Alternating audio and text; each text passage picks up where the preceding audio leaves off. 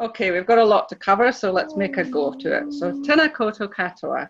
Welcome to tonight's webinar, Going Viral, Psychological Thoughts for Staff, which Ruth Allen, who is a clinical psychologist, has kindly agreed to present for us, which is rather fitting as we move towards alert level 4 tonight.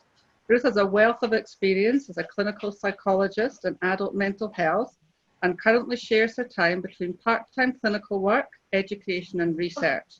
I am looking forward to hearing what Ruth has to share with us this evening.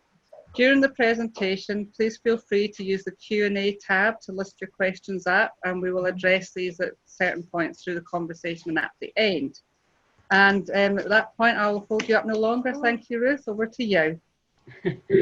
Thanks, Catherine.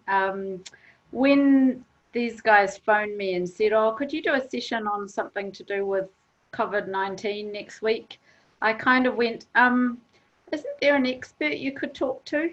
But then I realized that's the issue we're all facing. This is a whole new world that we're needing to manage. So what I'm wanting to share with you tonight is basically some of my thoughts based on 20 years frontline experience and teaching and research and so on how we manage ourselves through these kinds of situations in which we've never been before. There's a range of topics. You'll know some of this stuff. Some of it will be new. My aim is really just to give you some practical strategies to survive at the front line. And you might share some of them with your family members that you're locked down with right now. And as Catherine said, there'll be questions at the end. I'm fine to stay on late as we need to. So let's think about stress, of which there is plenty at the moment. It's normal. It's saved us over generations from saber-toothed tigers and all the rest. So it's a fantastic alarm reaction triggered by environmental stresses. And it causes people and pussycats to be more alert, but it also doesn't have a brain. So our stress gets us going, focuses our minds, but also does a whole lot of other stuff. You don't need to read this slide, but it's just a reminder that if I'm watching a movie about someone being mugged, I'll have tense muscles, sweaty palms, dilated pupils, dry mouth, my heart will be racing as if I'm the one being mugged. And it's only my mind saying, okay, Superman or Bruce Willis or whoever it is going to come and save the day, that I can then take a breath and calm down. So the cortisol, the fight, flight, freeze, you know all that stuff. Short-term actions to save our lives. We can run away, that's fantastic. But long-term, the responses give us headaches and neck aches and all the rest. So that's what we're trying to manage here.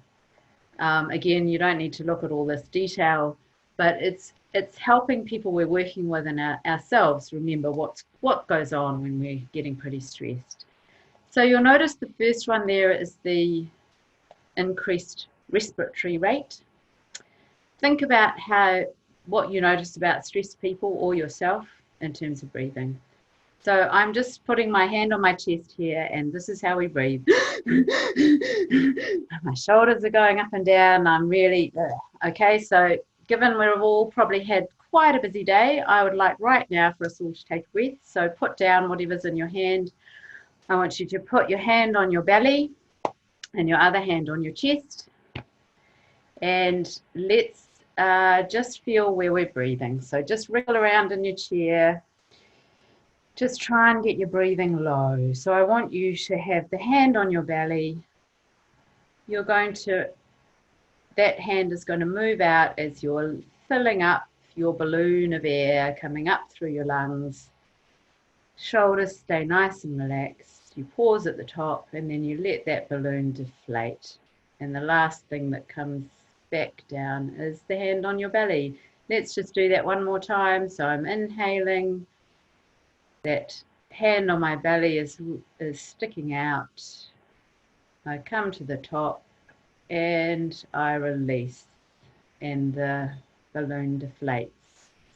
Now, a little trick in terms of how to do that in the middle of a busy day, just some counting. So I'm inhaling 1, I'm exhaling 1, I'm inhaling 2, I'm exhaling 2, all the way up to 10.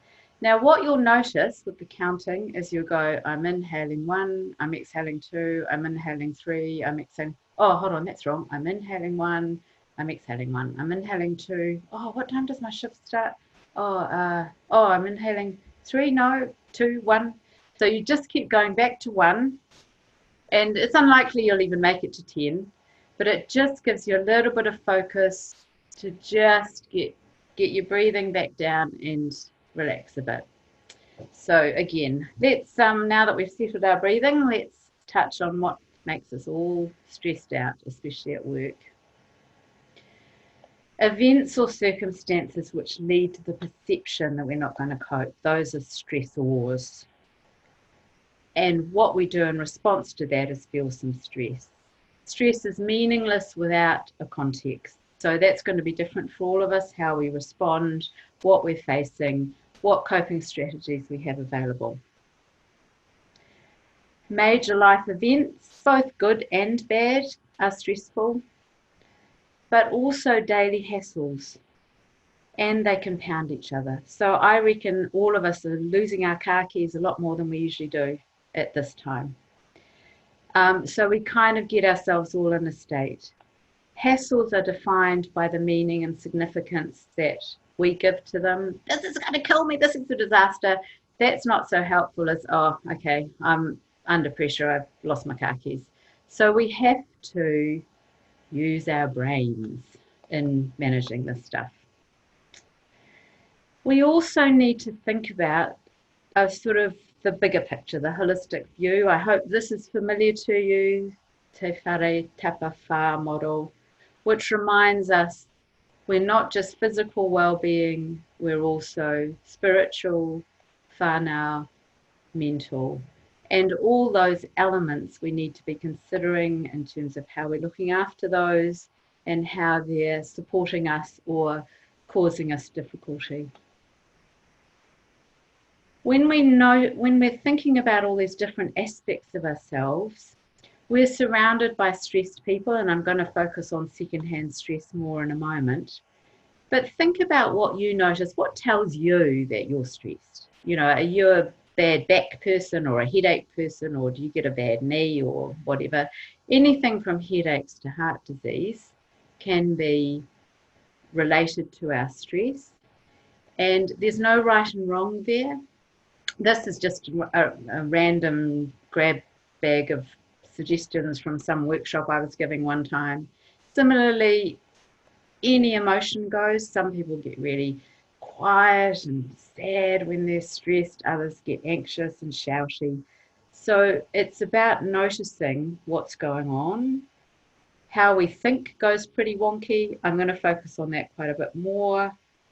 Catastrophizing is a lovely word. It'll be your favorite word from tonight. And what we do, we sleep too much, too little, we eat too much, too little, we socially isolate. Oh, whoops, we're having to do that anyway.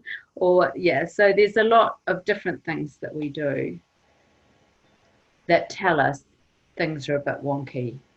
The problem for us as health workers is we inhale everybody else's stress as well. So there's a lot of evidence now about stress contagion, watching someone else have a cortisol stress response. If we do a saliva test, which is how you test for cortisol, your cortisol level goes up too. It's more if it's someone known to you. So if you're watching your child crying, your cortisol goes through the roof. And also it's worse if you rate highly on a scale that measures our ability to be empathetic, which I think is probably pretty typical of health workers. Now that sort of empathy is really adaptive. You know, we all go, oh, look at the little kitten. It helps us socially cohere, and it also means we can silently transmit threats. You know, when you walk into a room and there's an atmosphere, so no one said a word, nothing, but you kind of know what's up. So it's a really adaptive thing that's probably saved us across evolution. But it also means we pick up a lot of other people's stress. The good news, however, is we don't have to just watch, we can act, and that reduces our cortisol level. So taking action helps, and part of that is there's a Buddhist idea, but other philosophies too, about compassion, which is feeling concern for the suffering of others, but not stopping there. You actually also help. So it's not just going, oh, poor them. It's actually being engaged. That actually helps us reduce our stress. So what do we do about all of this? Managing the stress response. What do we do about those headaches and backaches and whatever? Talk your worries over with somebody you trust. Make time to exercise. Do something you enjoy. Have fun. Take time out. Find a way to sleep. Eat healthy food.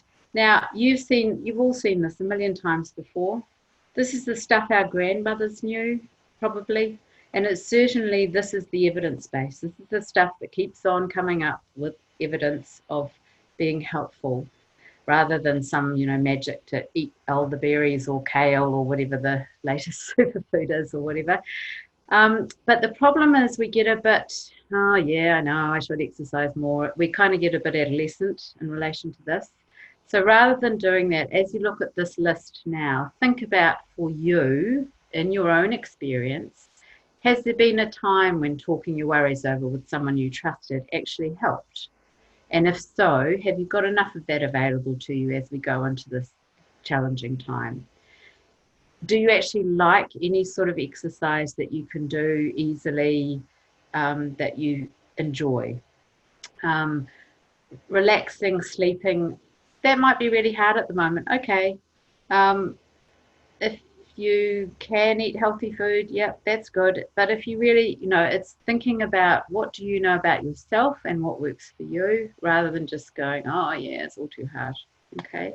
So just use your own experience to do the things that have the evidence base. Similarly, the other side of this is the talking. What's the filter that we're looking through? What are the lenses we're putting on all of this? All or nothing thinking is really common. Under pressure, we get much more simplistic. It's kind of my way or the highway. We can't hold the complexity, the grey. We get very black and white. We sort of revert to, I think it's about age 8, this sort of moral development where children go, Mummy, that's a good man, and Mummy, that's a bad man, and it's all very black and white and simplistic. But as we get older, we understand that it's not that simple. So you can love someone and really hate what they do with the toothpaste tube. Or you can love your kids and hate getting up to them in the middle of the night. So all or nothing thinking, getting that real simplistic my way or the highway is really unhelpful at these stressful times. But it's what we do. We also overgeneralize. This always happens to me. No one understands, all that kind of stuff. Everyone, no one, always. Those are your key words to watch out for, because it's very rarely accurate. This doesn't always happen to me. This has actually never happened to us before, this COVID thing. And no one understands. Well, I expect 1 or 2 people do. So it's trying to just watch the filters that we're using. Jumping to conclusions. Mind reading, I think a lot of people think psychologists can do that. I really wish I could, but I can't.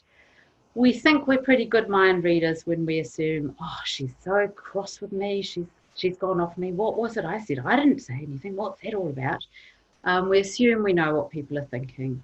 And also we assume we can predict the future. Oh, this will be a disaster. This is going to be, curiously, it's always negative. So if I'm mind reading and thinking, oh, well, my colleagues really like me and things are really going nicely and that's okay. And fortune telling, well, we've got this big plan. Hopefully it's going to work out. So just watch when you're doing that. And if you're insisting on doing it, try doing it positively, or at least check the facts. I remember hearing a really sad story about a workplace where they thought this new colleague was very standoffish and awful and didn't like any of them, and she was just awful, and because she had a sour look on her face, and so they were mind reading madly. And finally, just casually, accidentally, someone ran into her outside of the office and just got chatting and heard that this woman was going through a terrible marriage breakup and there was endless drama. So she was just completely full of her own troubles and really hadn't even registered her colleagues, whereas they all thought that they, she was cold. So just watch what we're doing, especially when we're under strain. Catastrophizing, as I said, that's lovely. So it's not just a rain shower, it's a flood. It's not just a month of lockdown. It's the end of the world as we know it, because we can't have McDonald's or whatever the latest drama is. So it's really, there's going to be a lot of this. There's already been a lot of this, and we are dealing with some very catastrophic stuff. So let's not add to it, and let's help other people just calm down in terms of their language. And the last one here, I just want to touch on the filter of blame. It's great to blame the government or blame somebody who didn't do something or whatever, as if we're all supposed to know what we're supposed to do. Mostly we self-blame. That's really unhelpful because we don't generally intend to make mistakes or do things wrong. So blaming ourselves, blaming other people isn't really helpful. If something's gone wrong, it's good to look at what happened and figure out steps that might help it be prevented next time. But just assigning blame isn't really that helpful. Okay, moving on to managing stresses. Again, you will have seen all of these before. Set goals you can reach, say no. I will talk about that a bit more because that one's a really tough one. Reduce self-criticism and perfectionism. It's not a difference between success or failure, as the little picture shows. It's actually both. We can both be succeeding and failing all at the same time at a time like this. That's all very well, all that stuff that I've just covered. However, think of the last rotten day that you had at work and what you did when you got home. And unfortunately, that might be today, right now, you just had a rotten day. So what are we doing apart from a very wise webinar, dum-de-doo? Probably any number of these. So I'm not seeing there reducing caffeine and going for exercise and doing all the things that we're supposed to do. I'm seeing surviving a rotten day. So what we're looking at here is what we call distress tolerance. And the idea of that is strategies to tolerate distressing feelings in situations where you can't make things better right away. Now, we all know that hoeing into a big glass of wine or chips or whatever isn't the best for our health. But what it does at the end of a rotten day is just help us calm down so that we can settle our feelings to then be able to think. When we're highly emotionally activated, we can't think straight, we can't solve the problem we're trying to deal with. So we just sometimes need to do some stuff to get through.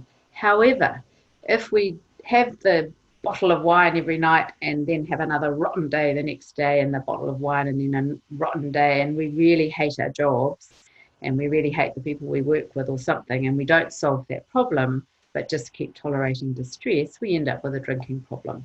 So it's about how you find some balance. We're looking how we can manage distress without making things worse.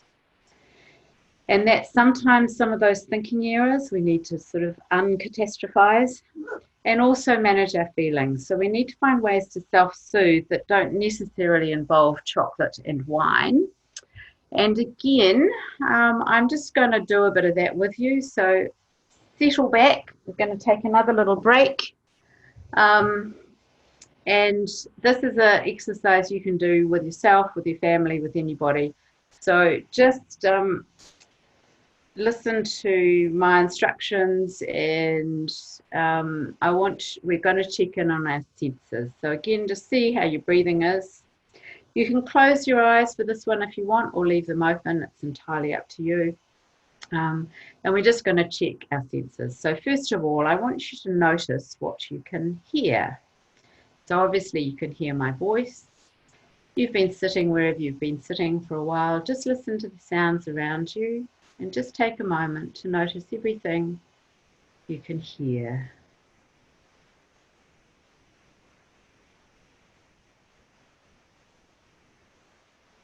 Now take a moment to notice the taste in your mouth. There might not be much of a taste. And if you notice thoughts like, oh, what is this silly woo-woo stuff that she's doing with us? That's fine. Just notice that thought and bring your focus back to the taste in your mouth. Now focus on smell. There's a lovely picture of a rose there. Can you imagine what that smells like? Is there anything you can smell around you? Focus all your attention on what you're touching and what's touching you. So temperature, texture, the ground under your feet, the chair, whatever. And if you notice you can't quite focus or you're having other thoughts, just gently bring your attention back to touch.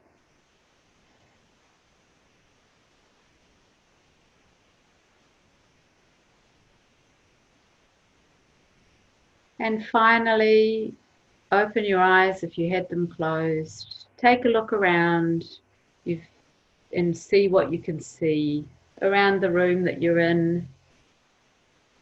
Notice colours, textures, shapes.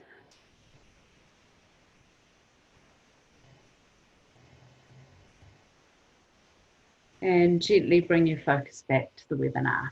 Okay, what are we doing with that? We're bringing ourselves into the present moment. And the present's always a bit safer. The past has all sorts of things associated with it. The future at the moment is full of doubt. But right here, right now, in the present moment, it's a safe little place to be. And the quickest way to get there is with our senses. Now, you will have noticed some senses were easier to focus on. If I could see you all, I'd be putting your hands up and all of that. You'll notice some of you really tuned into the hearing easier and the taste was really hard to detect or whatever. That's fine. Figure that out for yourself.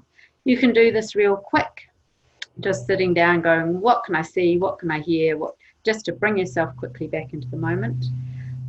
You can also do a 5, 4, 3, 2, 1. What are 5 things touching me? 4 things I can see. 3 things I can taste, whatever. You can just play with it. But it's just a lovely quick way to self-soothe and get ourselves into the present moment. Another way we can do that is with distraction. Now, just pay attention to me for a minute. I want you to remember this phone number, 376 4451. Okay, now I assume you're managing that. Say that back to me. I'm just going to turn on some light above me because it's getting a bit darker, so we'll just adjust. 376 4451. Okay, easy. Now, listen closely. Here's the next phone number. 376 4451 2283 4378 55437. How are you going? I can't even remember what I just said to you. So what I'm illustrating there is in our immediate working memory, the stuff that we can just hold for a moment, we have about 7 plus or minus 2 parking spaces. So it's like we've got parking spaces in our immediate working memory that can hold. So that's why most phone numbers are 7 numbers, or they're sort of chunks, 021, da-da-da, da-da-da, whatever. Beyond that number, we can't hold it. But what do we fill our parking spaces with when we're stressed? We kind of do this. We go, oh, I shouldn't have said that, and she shouldn't have said that, and why is that happening, and they shouldn't have done that, and oh no, that was terrible, and over we go, usually in the middle of the night when we need to actually sleep. So we need to fill our parking spaces with stuff that's soothing. It can be the alphabet. Go through the alphabet with girls' names, boys' names, a mixture, Annabelle, Ben, Caroline, David, And what that's doing is I'm filling up a few parking spaces. I have to remember the alphabet. I have to remember, am I doing a girl's name or a boy's name? Where am I up to? Oh, I remember David from school. Gosh, da da da. Off you go on a tangent. Oh, hold on. Where am I up to? I'm up to letter E. Oh, is that supposed to be a boy or a girl? I know it's nonsense, but it stops you going, I can't cope with what's going to happen tomorrow. It's going to be a terrible day, and blah, blah, blah, blah, that we will be doing instead. You can try arithmetic. 89 minus 7 is 82. Take away 7 from that, so that's 82 minus 7 is 75, minus 7 is 68. So again, you're filling a few parking spaces with busyness that knocks out other thoughts. I tried to do this once in the night with psychiatric meds, but because I'm not a doctor or a nurse, what did I do? Arapax, benzodiazepine, clozapine, diazepam, and then I pretty much ran out of steam. So just play with it, but it's filling up your parking space with other stuff. Okay, we're going to move on now to anxiety, to a thing called the anxiety equation, which applies not to just anxiety disorders, but to what we're all doing at the moment. And what we're doing there, to get anxious, we overestimate the threat of whatever we're facing, and we underestimate our ability to cope.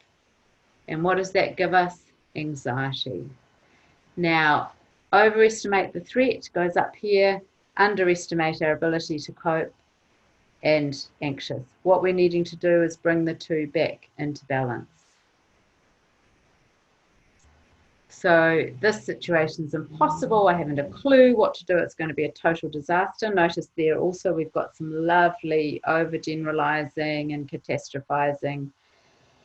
And I won't be able to cope. I don't know anything. I can't possibly look after everyone. So instead, let's go for paying attention and some deep breathing. Reassess the threat. Bring down the threat level as much as you can. I'll do what's possible. I know about as much as others with my level of training and experience.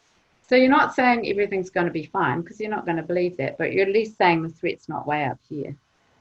Similarly, remind yourself of your ability to cope with tough stuff. If we lose this patient, it reminds me that healthcare involves dealing with severe and life-limiting illnesses, and others do understand how hard that can be, even when we all do our best. So then you're just kind of taking a breath. It doesn't mean you're saying things are easy, but you're just keeping a bit of a grip. Related to this is also the process of sort of accepting what we can and can't change. That's built in there as well. So I'd just like to look at some ideas here on acceptance and change. This is from DBT. Don't worry if you don't know what DBT is. But it helps us with the complexity of what we're facing at the moment and what the people we're working with are facing. So the idea is there are things we can't change that we have to accept, and there are things we can change that we need to problem solve. So it's a bit of the distress, it's related to the distress tolerance ideas, and these things are often held in tension. So again, it's that idea that I mentioned. You can love someone and hate what they do with the toothpaste tube. You can, with people who are troubled, you can understand that they've had a terrible life and validate that, and that there are reasons why they're behaving the way they're behaving, but you still might want them to change their behavior. If we only go in for change, that's the lecturing about you must stop drinking alcohol, cut down your amount of coffee, and generally we get a bit adolescent and go, no thanks, talk to the hand, whatever. If we do a bit more understanding, this is a really tough time. I understand after work you feel like you need to kind of unwind. How can we do that different ways? So you're more likely to get cooperation. So that's the idea of this dialectic. Again, don't worry about the fancy philosophy. It's just the idea that there are these things in tension. Opposites can be true, and we have to work within that. We're moving really from either or to both and. So it's true that the coverage of COVID-19 contains worrying information. That's a true accepting statement. That's reality. And it's also true that we can reduce that worry by figuring out how to limit our focus on media reports. So that's going, we need to change. Yeah. Validation is a long word, but it's an acceptance strategy. And again, I'm just going to touch on this, but the idea of this is there's some really bad behaviour. There's all this panic buying of toilet paper and whatever. And around your clinics and the places you're working, you're going to have people behaving badly because they're stressed. Your children will do that. Your partners will do that. We'll do that. So it's really just the idea that we need to understand how behaviour is justifiable and appropriate in the circumstances, even though we're saying we don't agree with it. And we're trying to understand where the person is at. So a little example I thought of is someone who you try, someone's trying to be given medication and they're refusing it and they're shouting and they're carrying on and people are trying to insist and it's all escalating. Until you understand where the person's coming from, are they refusing the medication because they've had a bad reaction to it in the past, because they didn't quite hear the name correctly, so that they're thinking you're giving them something that you're not, that they can't afford to pay for it and don't realize what the costs will or won't be, that they think it's a poison sent by a figure from outer space. So until you get what's going on for the person, you can't kind of help them move towards where they need to go to be able to help them. So that's really the idea of this. It can be really hard to find the good sense, especially if you're dealing with a teenager who's being a rat bag. So you're trying to find the little nugget of gold within their rotten behavior. They're trying to communicate to you, say. So it's the essence of validation is that our behavior makes sense and is understandable, even though we want it to change. So again, the medication one might be something like this. You're not wanting this medication. It's feeling out of your control. And it's not surprising you're feeling frightened and angry about all this. So you're not immediately telling the person off about what they've done wrong, shouting. You're just saying, okay, I get that you're hit up. Let's sit down now for a moment and figure out what to do next. So that's the change statement. And that's also good for you because you probably need to take some deep breaths. So the idea of validation is really important for ourselves as well, self-validation. And I'm just going to move on to observing our limits, which is related to that. Because we need to validate our own needs in the midst of all this stuff that we're dealing with. Now, just notice the language there. This is again from DBT, observing your limits. So we're not saying I'm setting a limit of this many patients or this or that. We're observing our limits. And that's because they change. At times when I'm feeling full of beans and energetic and really things are going really nicely, I might have a lot more energy for my work than I do when I've just lost someone or, something terrible is happening in my life. How do we let people know our limits? How do they move? How do we let allow other people their limits? What leeway do we give people? Notice our responses mindfully. So it's by that I mean, notice some of those thoughts we're having, those assumptions we're making about other people in terms of trying to negotiate what needs to be done.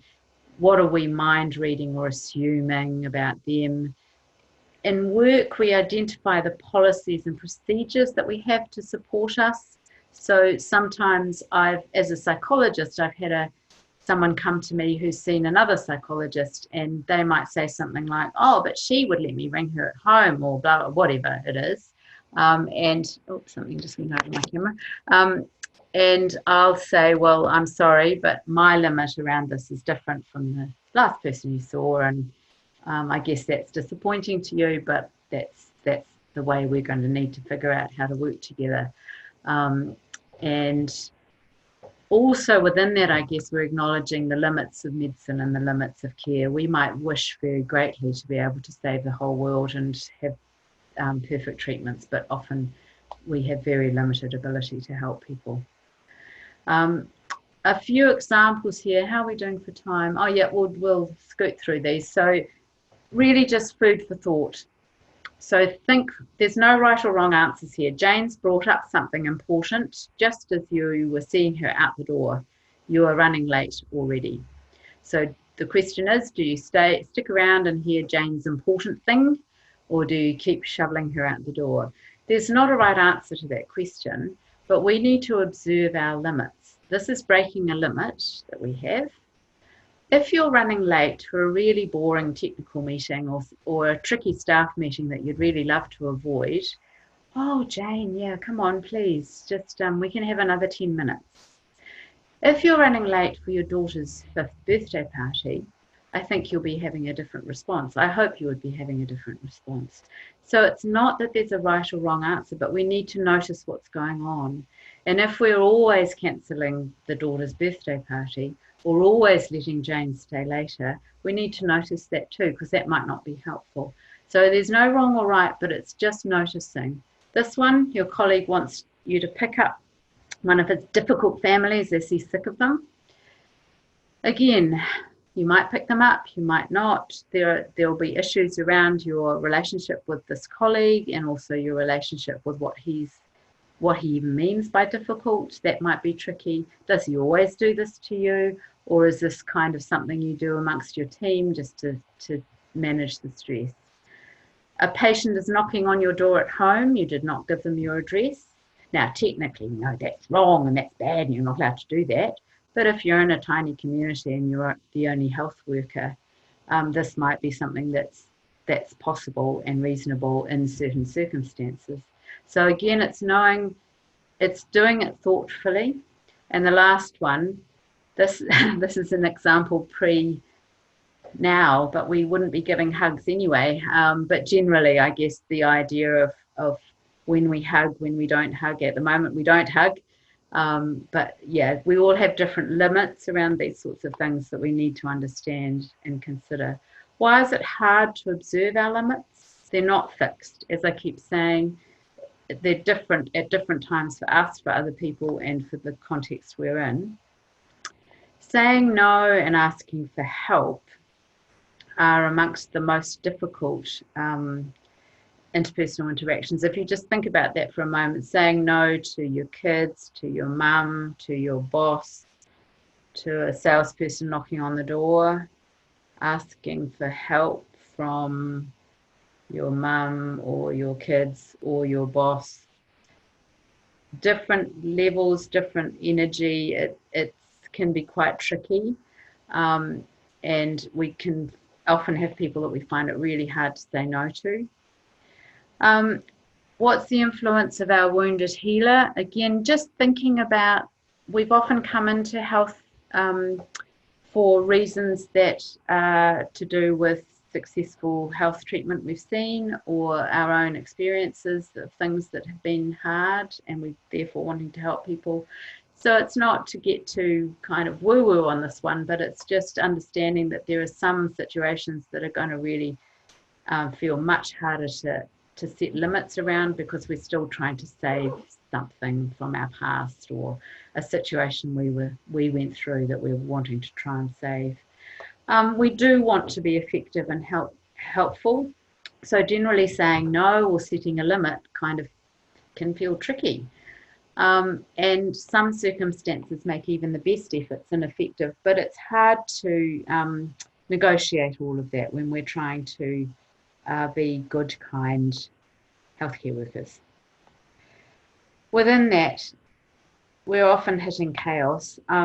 These are examples here from an inpatient hospice setting where I was doing a workshop. These are things that the setting had to deal with. So all of this is happening. Your patient Jill's got her partner having an overdose. You've got a husband refusing treatment on cultural grounds from a male nurse. You've got someone needing sickness benefit form signed. You've got some people fussing because their neighbour got to stay in the inpatient hospice for 6 weeks and you're saying their person has to go home now. and Millie's car just got towed away. Now you can imagine the kind of chaos that's a really bad day. You've definitely been eating some of that wine and chocolate at the end of the day. Having a hierarchy, some sort of structure, helps us manage the chaos. And I think that's actually what's some of the COVID response is what we're doing. So we start with life interfering behaviour. That has to be dealt with first. That's the priority. Treatment interfering behaviour. That sounds a bit strange, but the idea there is we're no use as health workers if we can't do the best treatment that we have on offer. So if someone is wanting us is refusing our treatment, and that's the thing that's going to be really helpful for them, that's the thing we have to target. Quality of life interfering behaviours are things that are also really important, like losing the flat that the chap's going to do or whatever it is, but we need to be alive to have quality of life interfering behaviours. So in a crisis or difficult situation, we're needing to focus on the top priorities. And lower down the hierarchy is building skills or achieving goals, or all those nice sort of warm ones that aren't such a crisis. So in terms of the chaos we just looked at, obviously the one with the overdose is life interfering. The business about refusing treatment is treatment interfering. Needing the form sign is quality of life interfering. We need to build skills with the Smiths to understand that everyone has different health conditions and therefore may require different lengths of treatment.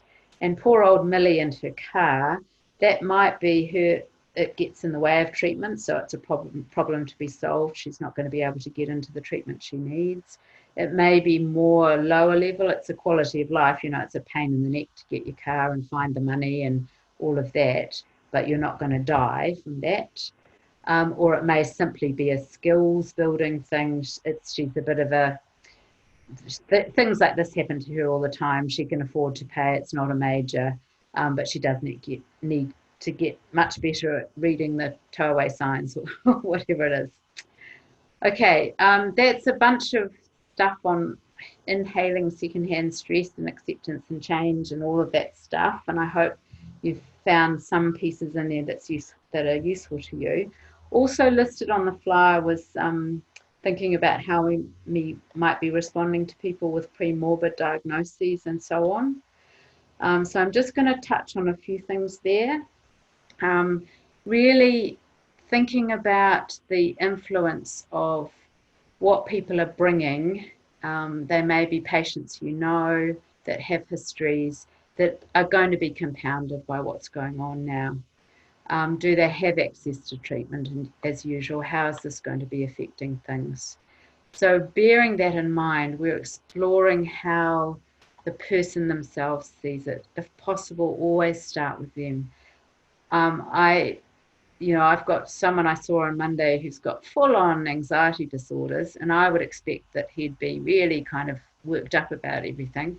Actually, he's thrilled with the self-isolation thing because he feels less of an outcast because he lives in self-isolation and now everybody else is having to do it. So he kind of feels, sorry, I'm just wriggling on my chair, he feels kind of a bit more part of the community. So I would have thought he would have been freaking out, and actually he's focused on something else entirely. So be prepared to be surprised. Ask people what they're noticing about what's helpful, if they're watching too much stuff or not enough, what helps, and use the validation and change. It's normal to feel anxious right now. Does shallow, fast breathing make that feel better or worse? Let's therefore learn a bit of breathing. Similarly, panic. About a third of us, I gather, are going to experience a panic attack at some point in our lives. I had a few pictures on these slides. For some reason they've disappeared, but that's fine. So there's a self-help book, and because it's not on the picture, I'll just show it to you, called Living with It. It's a nice, lively book with lots of cartoons and fun. I wonder where the pictures have gone. That's right. And the idea it takes is that we make we sort of wait for anxiety to get better instead of continuing to live our lives with it. Panic often feels like it's in control. Let's see if I can find the picture.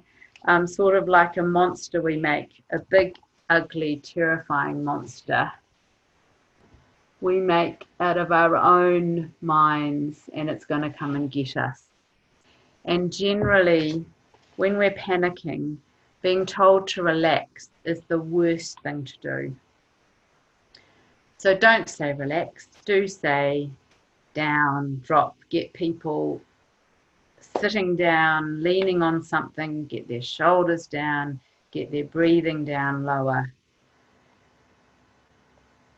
In the heat of the moment, acceptance. So this is right here, right now, you're having these feelings. Breathe. There's a couple of other breathing suggestions there. Inhale 5, exhale 7. I'm not going to do them again, but the reality there is just remembering that to do a longer exhale is helpful to just help you calm down. And 4 square is you inhale, say, for 5, you hold for 5, you exhale for 5, you hold for 5. So it's like a square of time. So depending on how you can inhale for 3, hold for 3, exhale. So it's just that idea. Detaching, observing sensations. So that's really the 5 sense check. Waiting it out. There used to be a lovely little book about panic where you were told to accept, float, let time pass. You can even look at your watch or your phone and time how long you're feeling panicky, because it will pass. And again, that idea of grounding yourself. And the same principles apply thereafter as you're continuing to manage a panic disorder. So again, I won't go into a lot of detail. The book is by Bev Aisbett, Aisbett. And there are loads of resources around, so just grab anything that helps you help someone move through their anxiety. OCD in viral times, there was some useful action from OCD Action in the UK, just a couple of pointers here. All this hand washing advice can be very triggering. So the suggestions they made is follow the rules. You're only supposed to hand wash for 20 seconds, not for 2 hours. I had someone who could do it for 3 hours a day. So it is a 20-second hand wash. So again, use your timer on your phone, have it just so that you stop. Focus on the function of the hand washing. It's to reduce the risk of spreading a virus.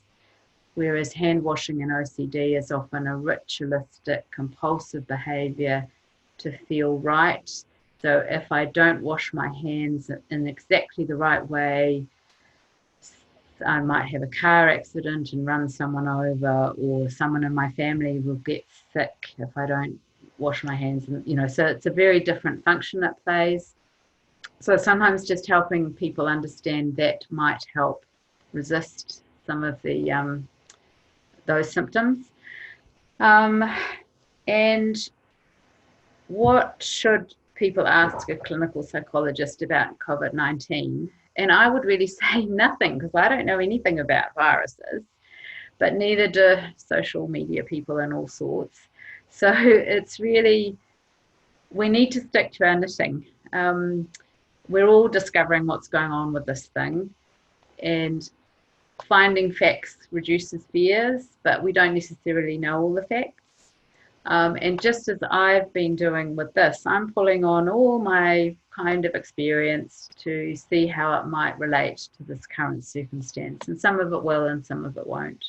We definitely need to change the online focus. There's an old biblical version, so that's a couple of thousand years old.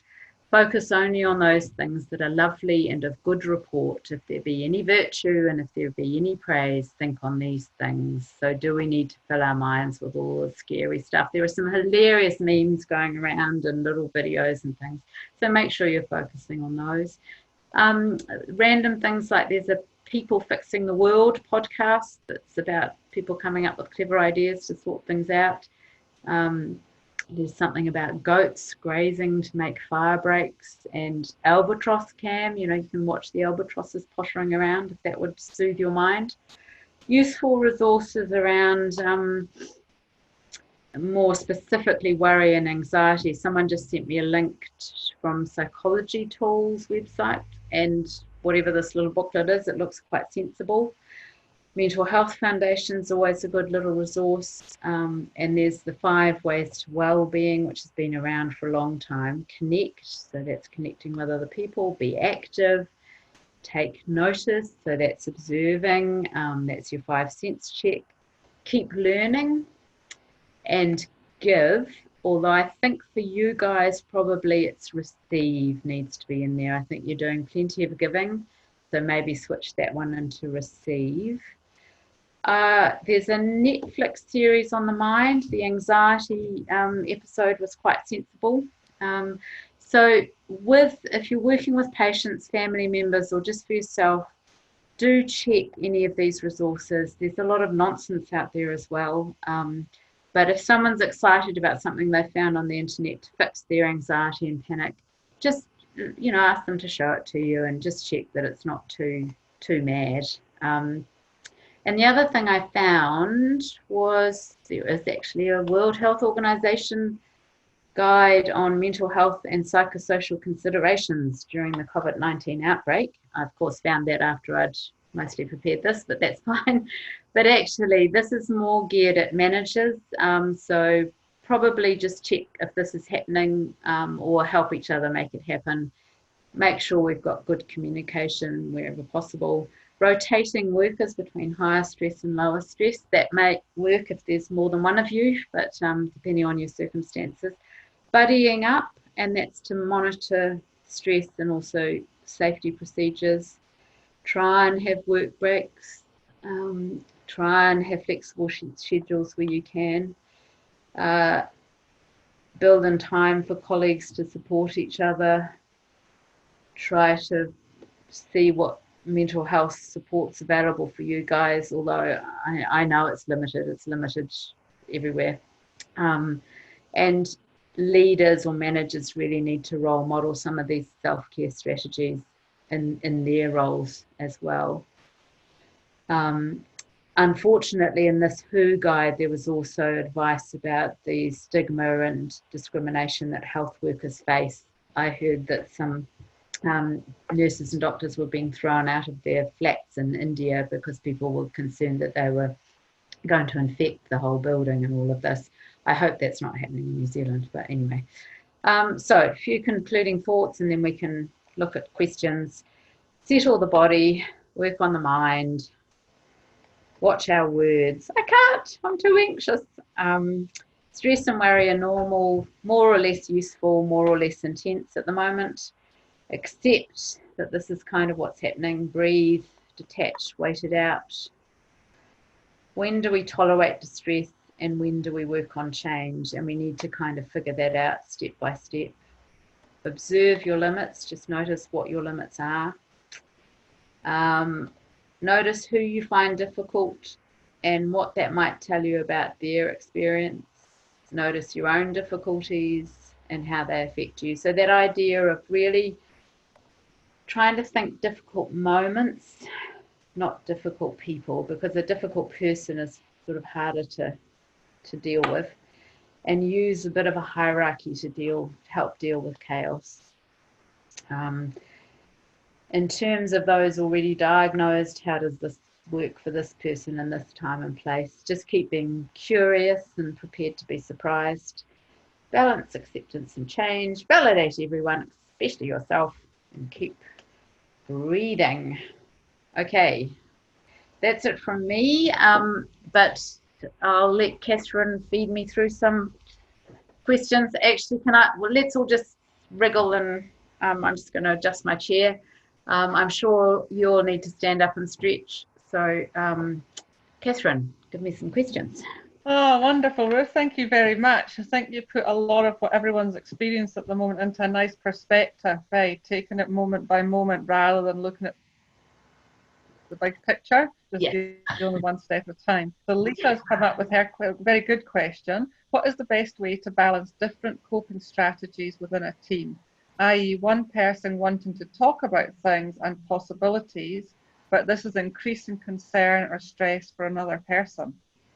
That's a really good question, and I was noticing that on Monday at lunchtime. I just couldn't bear the way one person was ranting on about blaming the government and the DHB should have this ready and and I was finding that really distressing.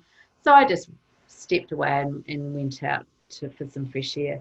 I think it's tricky. I think where possible, you do just what I did and kind of move away or find the people that you know are more or less helpful to you. If you have to say something, then I think it's important you do, just as lightly as possible. Oh, come on, guys, let's change the subject. There was a meme going around for a bit of one good thing, so everyone had to say one good thing that had happened that day. So if you can change the subject to get the talkers a bit quieter. Yeah, I hope that's some helpful thought, but it's definitely tricky. If you could make it explicit, I don't know how that would go, but kind of just acknowledging we've all got different ways to cope. Yeah.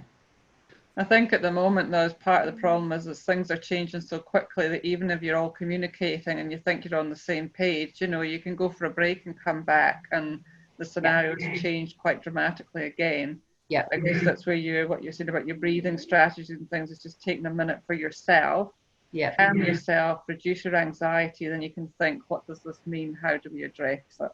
Yep, and you can also go, hey, I just was listening to some weird webinar the other night, and she got us to do a 5 cents check. Do you want to give that a go? So just kind of interrupt it. I remember when there was a strategy you did with parenting where the kids were going wild and you suddenly went, can you hear the fire engine?